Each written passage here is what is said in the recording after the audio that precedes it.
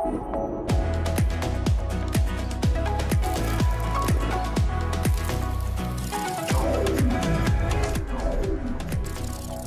is NAB Show Live. All right, this is Chris Aller with Broadcast Beat for NAB Show Live. We're here with Jeromy from Atomos, and he's going to tell us what's going on. Yeah, so we've got the Shogun 7, which is our new, I'd hesitate to say it, but a true HDR panel, and that means we can do things like shading a drawing, where, you know, when someone draws a face and then you're shading their cheeks, you're like, wow, that's a person, you know, people with talent like that.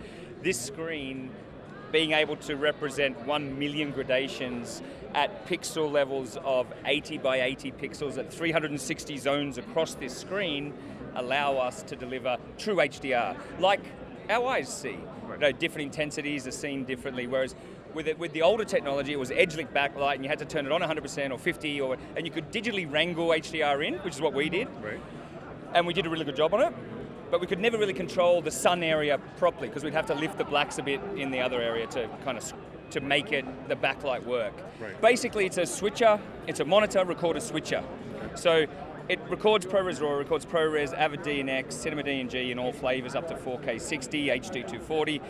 So that's a single man operator, right, or woman operator. And then you've got 4 inputs, quad link inputs for all the different cameras if it's a single camera, or you can go HD 60p, 4 inputs, asynchronous from HDMI cameras, run SDI to them, either through a converter or out of an SDI camera, and come into one square. And you go, I'm recording that one, I cue that one, fade. Right, and you're also recording a 5th signal. Which is that fade, which is the program. Feed. And then inside that, we insert all the XML metadata to go to your favorite package, populate the multicam on the timeline, get creative and go for it. Fantastic. And that's the simplest way, we believe, to do live production. This is $1,500, right. Couple of cameras, you're away. And you're good to go, right. What else do you have to do this year? So we took recording off our Ninja 5. It was a very popular product, still going gangbusters for us. Right. But we had a lot of photographers say, I want to see the HDR image like on the Ninja, but I don't want to pay for recording. $695 is the price for that. Okay. So we've released the $399 actually. The $4 makes a lot of difference for profit. Okay. So we added that $4. Nah, consumer price is under $500. You got to go $99. Right. People think it's value. Right. So $399. It's $300 less. It's got all the screen, all the processing, much longer battery life, super light because it doesn't have the recording in it for the photography camera. So that's really focused at that social media crowd, taking their nice camera and selfieing it. Flip the screen around, perfect HDR, you're away. We've added SDI to that, another model called Shinobi SDI, surprise, surprise. Right. And that's for the 5-inch on camera where they don't want recorder. Right. It's for the Arris, it's for the Canons, it's for the when you're not recording externally. When you do want to record externally, you go to a Ninja 5 or a Shogun 7. Right. Then we can go to Sumo, which is bigger live switching, and grading monitor into your edit suite, as well as on-set director, 4 feeds in if you want to see multi, or 4K 60 DCI 4K. So you can go right up to, you know, the formats that you need, no matter whether you're entertainment or down in kind of social media land. So that's kind of the recording monitor lineup. And then we're expanding the ecosystem of ProRes and ProRes RAW. Okay. And it's a year ago now. We are very proud to have pushed that standard.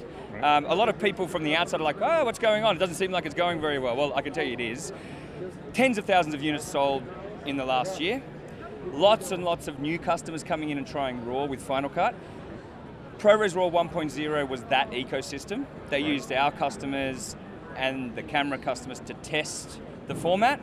And now you're seeing the 2.0 rollout, which is 7 more software of different performance levels depending on conversion or integration on live color set production, assimilate, color front, telestream, PON 5 for swapping of footage. So now Apple's doing their normal computer thing and going, there's a computer ecosystem, right? There you go.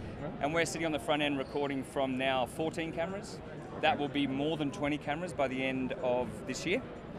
And they're all pumping out RAW. But they all do 10-bit 422 ProRes as well. Right.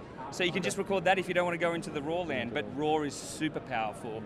It's the performance of ProRes, as Apple say. Performance of ProRes, super fast GPU, CPU performance, and the flexibility of RAW, so you can move stuff around and be truly creative. Right. And this is 12 months later, 12 months later, and you see the ecosystem building. Right. Yeah, fantastic. What are you expecting for this year's for the show? Yeah, so like the interesting parts for me is that I feel very proud that we're leading that HDR charge, that we're the thought leader in that, and we're offering newer and newer products in the direction that customers believe they want next, that we really do listen to the customers. And then there's the partnerships. We're kind of like, we're friends with everybody. All the camera makers, all the software makers, we don't really have much beef with anyone. Right. I think everybody was surprised last year with the whole partnership with Apple. That was a big thing. Yeah. Huge announcement. Yeah, thanks. So, all right, well, I want to wish you luck and want to wish you a great show. Awesome, thank you. Thank you for your time.